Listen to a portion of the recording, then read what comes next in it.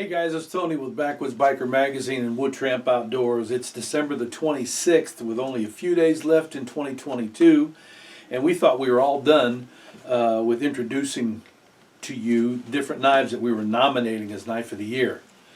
Hang tight, we just had one come in about 8 weeks ago that I want to share with you.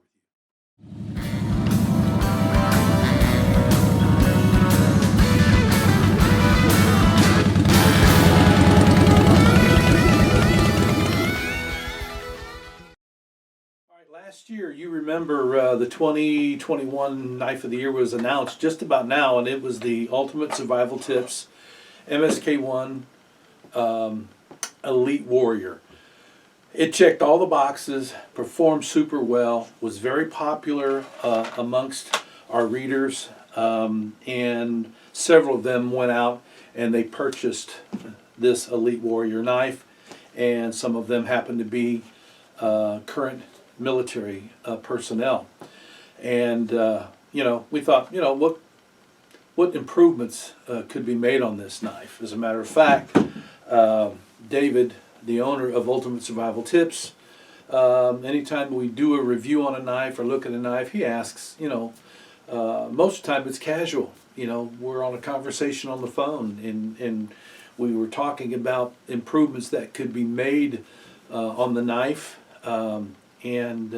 I made a mention of a couple things, and lo and behold, 6 months later, he sent me a diagram of his next offering, which would be the 5th knife that he's done.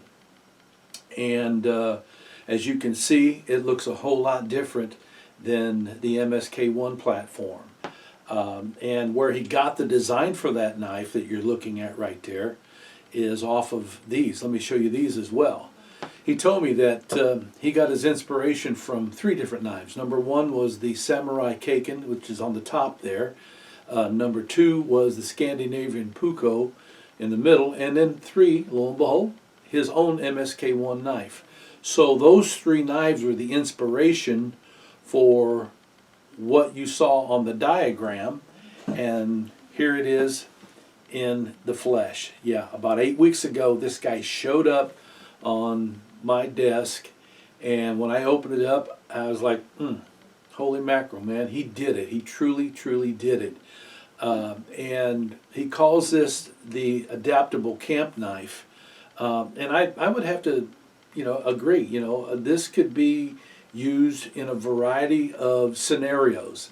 Not only as a camp knife, but as a survival knife, as a prepping knife, as a tactical knife. I put this in the hands of 2 gentlemen that are attached to the 182nd Air Wing. I just said, here, I want your thoughts on this. And both of them came back and said, that would make a great tactical knife. I'd like to have one of those on my side. So, yeah, and I think the knife has just come out yet here in the last month or so. Maybe it's been made available, maybe a little bit longer than that, I don't know. But I do know there are limited number of these knives that may or may not be available now. I don't know. But it's very impressive. You see the difference between the 2, so there's going to be differences in how you are able to use these. This knife weighs 1 pound, so whenever you're chopping down small saplings to build a shelter, or from a tactical position, if you're building a sniper lay, if you're building a man trap, this is going to make quicker work because it weighs 1 pound. This guy here weighs 8 ounces, so just simple mathematics will tell you, physics, it isn't going to perform as well in the chopping side, but it does an adequate job. And the reason I say that is because I have built 2 shelters, 2 lean-to shelters. They were very, very simple. I was down in the Pine Ridge Forest, and I was actually doing another video, and I decided I was going to need a shelter. I was going to be out there for a while. And so I built a lean-to, and I used 2 and 3 inch material. And it did take me a little while to chop these down, but because of the design of the knife itself with this nice swooping pommel side here, you can actually grip this thing and get some extra energy out of this. When you release that blow on the material, you're actually getting a few more pounds per square inch, which can be huge when you're talking about chopping something down to be able to make a shelter. This will do that as well. So now let's talk something about just the bones of the knife itself. And the bones for this knife is 154 cm stainless, which answered a lot of questions for those that are operators that were worried about rust with the D2 and the original version of his MSK1. Don't have that problem anymore. It's full tang. It is skeletized to receive the 20-piece survival kit that goes in this handle, and I'll talk about that a little bit more here. It has what I consider to be essential features, but nothing more. There's nothing fancy on this that isn't necessary.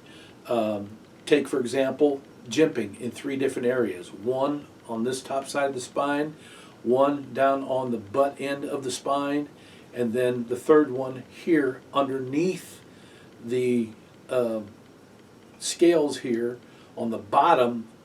And that's what gives you nice control whenever you're choking up to chop. All the way down on the end of the knife on the pommel side, you've got a very formidable exposed pommel that has a ferro rod striker, and it has a lanyard hole. Now for me, if the ferro rod striker was just a little bit bigger, it would work better with 1/2-inch ferro rods. The way it's set up is to accept the ferro rods off of his system, which is this size right here. You know, and I don't even think this dude had been struck before. Yeah, it's still got coating on it. Yep. But you can see that works very, very well. But with the 1/2-inch, it doesn't work quite as well. Another feature that you come across here is the scales itself. These are micarta, and they have gray inserts. He calls that a battleship gray. Really sets this knife off. Doesn't do anything functional for you, but it does look very, very nice. The micarta scales have the same type of profile cut into them as the MSK1, which gives it a lot of control. The fastening system here, I believe these are stainless steel that have also been blacked out. And then you have a bow drill divot that is a stainless steel bow drill divot that is reversible. You can put it on either side of the knife. And you know, the choil here is very deep. That'll save you from cutting your fingers. You know, it was very controllable when I was using it. And then you have a small, what I consider to be a pot niche right here. I don't know if that's what his design is. I have to look again, but I think that's what that is. Be able to pull your pot up out of the fire that way. What are some of the practical things I did? Well, I mentioned the shelter that I built, which was simple. But one of the more common things that everybody has to do is build a fire. And so you're talking about processing that firewood. And, you know, with the MSK1, a knife this size, you can't do the deft things that you can do with a knife like this. You have to have a secondary knife with a knife that big. And for me, it was the Ultimate Survival Tips MSK1 Mini that fits right on the side as a sidekick, right? All that goes in there. So you are able to do those fine tasks without having that secondary knife. I feather sticked very, very easily with this. I also, well, let me stay on the fire there. I also batoned with this, 3 and 4 inch pieces of material, batoned it down, had no problem. And I mean, it did not show any inclusions. It didn't dull the knife. It was still pretty much shaved sharp. I have not done anything to this knife, and I'm popping hairs right off of there, right? So I did that. I processed some food. It wasn't game. I just took some different meat out and cheeses and got it ready to be cooked on the fire. it was great for that. Perfect knife for doing that. Now, some of the other tasks that I did, I had to build a tri-stick for a young man. And all the notches, there are 10 different notches and drill points. You know, this was great for drilling holes. Man, is it good. The MSK1 was adequate. This is superior to the MSK1 when it comes to drilling, right? Another thing that you would want to take into consideration is the length of the blade and the length of the overall knife itself. It is so balanced. I want you to see this in my hand here. Here it is. Look at that. That's balanced. The blade itself is 4.7 inches, and the overall length of the knife is 10 and almost 10 and a quarter inches. The blade steel, I think I told you, is 3/16 stock. You know, this is a rock solid knife that, you know, we could, you know, recommend this just to about anybody, to be honest with you. There's not any place that I would say, no, don't even consider that knife for that. You know, one of the things that was mentioned to me, and I don't know how well this would work over an extended period of time, but someone said, hey man, that'd make a great diving knife. It looks like it, but I just don't know. You know, maybe one of you are going to buy the knife and use it as a diving knife. Let us know. Write us back. Cost on this guy is $299.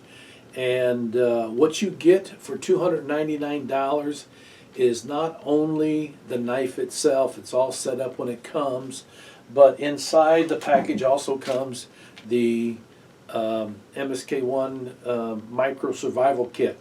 This is the 20-piece kit. I don't know if these are available on the website, but if they are, we'll make sure that we put them up. But all these 20 pieces fit right inside this skeletized handle. We've had the knife just a short period of time, so we don't have it in here yet. But it will be, because I truly believe this is one of the best mini survival kits I've ever seen. And you know what I say about mini survival kits? They give you a mini chance of survival because of the crap that most companies put into them. They ought to be shamed. But they do, and people buy that crap. This isn't in that category. This is actual, practical stuff that's in here. You know, all the gear that's in here can actually be used, and it's pretty quality, you know. So you got that. Also, it comes with a Kydex sheath, and right now I got it set up as the dangler because I wanted to test this out. And it also comes, now listen, this particular dangler, all this is a ballistic nylon webbing with Velcro. That's all it is. It creates a loop in there. This is an option that you have to buy extra, I believe. And if you're going to do this, you're going to have a way to be able to lash this to your leg with a small lanyard.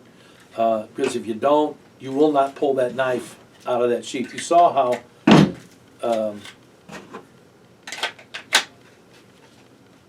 see that? I mean, that's tough. And when it was hanging on my side, trying to pull it out of the sheath without this lashing, it wasn't happening. And I didn't like the feel of it, to be honest with you. My favorite way of using this particular sheath, this Kydex sheath, is to utilize the quick clip, and it just goes right here on the side here. And then you're carrying your knife scout carry.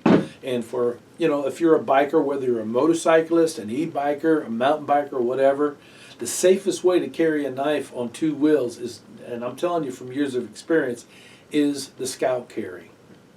You know, a couple considerations. It has to be very secure between your belt and your pants. And number two, you got to make sure that that knife has got a great home and really takes some pulling to get it out of your sheath. Because if you're riding, doesn't matter where, it can bounce out. But it's sure a whole lot safer than wearing a knife on your side in that way. Now, if I'm giving you full disclosure, you've heard me say before that I'm a dangler type of guy. I want to use a dangler for my knives. And I didn't care for this way. All right. Now, again, let me tell you this. You've heard me say it before, and I've written about this before. You know, don't judge a knife on the sheath. I mean, if you get a great sheath, then you got a good bonus. But to me, a sheath should deliver the knife to you from the manufacturer in a safe fashion, and this does that very adequately. All right. If there's a weak link in here, it is the sheath itself. But I didn't. You know, you don't buy knives for the sheath. So what I did is I reached into my box of Ultimate Survival Tip stuff, and I pulled out this particular sheath that came from them with their primitive MSK1. And it fits this knife perfectly, right? I loved it. And I carried this around for, let me see, I carried the Scout Carry for about 2 weeks, and I've carried this approximately 6 weeks. And I really liked it. And I think you can buy these on their website for less than $50. That's a pretty good price. The other thing that comes with this, you get this lanyard here. It's a lanyard kit, and I think I read somewhere, somebody told me that, you know, they mentioned you could use this as a neck knife. Come on, I don't think so. But you got a lanyard kit here anyway, right? And I think that's it as far as what comes with this. So you get the quick clip, you get the Kydex sheath, the dangler system is an option, I believe. Got all that stuff. I think I got all the bases covered with that, you know, so that's pretty good. But you know what else he sent me here? So anyway, I'm going to show you something else, but I want to finish the thing with the knife here. Everything about the knife, the way it performed, the way it feels, and the wide scope of practical application with this knife, we've nominated this one, at least I have, as Knife of the Year. I'm going to give it to 2 or 3 other people between now and the first of the year and get their opinion on this. We write it all up, and then we'll do the scores on this. But this is one of my favorite knives from 2022. I wish I would have had it a long time ago. But it's here now, and I like it, and you're going to see it in a lot of videos and me doing different things. Not so much to advertise the knife, but I'm actually using this knife, and I'm going to like this guy. So, David, you did a great job. Congratulations to you and your entire team and the builders there at Tops Knives. I think that was a smart move on your part. So you can get these by going out to ultimatesurvivaltips.com. I don't know if they're still available at this point. They may have ran out. You know, they're a small company, so they can't afford to buy 1,000 knives and put them on their shelves and wait for you to decide you want one. So they got to buy them in small batches, and they don't go out and get another batch until those are all sold. And because of the way things are with our industry right now, the supply chains, et cetera, et cetera, et cetera, it's not like it used to be where we can just call them and say, hey, look, we want 50 knives. Can we get those in a month from now? It's not like that. You know, there's months of waiting time now to get what used to take you a month. It's just the way it is. So, you know, yeah, I recommend this knife. It's a great knife. I don't think that you would be disappointed in this at all. Now, the other thing that I wanted to show you is, you know, he's always into this tiny stuff, you know, this micro stuff. And this is the tiny knife end tool sharpener. Now, you know, I know that the big thing with this is putting it in your wallet. I would never put this in my wallet, but I would consider putting it in a kit, because in this thing there are some components that goes with this. There are, what, 4 different components? Yeah. All right, first of all, you get this non-skid mat to make sure that your stuff doesn't slide. Right? Can you see it in there? I'll bring it all the way out here. Right, that's the mat. And then you have a double-sided steel diamond, right? One is 500 grit, the other is 1,000 grit. And then once you have honed up your knife, then you can strop your knife with this piece of leather that has suede on one side and smooth on the other side. And the fourth component is some rosin for your strop right there. This is the green. Put it right on there, and now you're stropping your knife. So this is how big this is. I mean, this is so tiny. And it will work. That's what is really, really important. Now, something like this, I may not, if I'm using the hone, I'm going to use it like that. Just like that. Instead of laying it down, right? And I could take this right here, do the same thing. I'll put the price for that up because I don't know what the price is, but I just thought, you know, doing this at the same time, that's great. So I'm hoping that you're as excited as I am about this particular knife.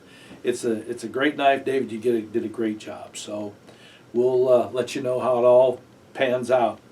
Appreciate y'all watching our videos, reading our magazine, all the comments you make, and you know, I really appreciate that. So until next time, you guys ride free, you live free, and as always, you be safe out there.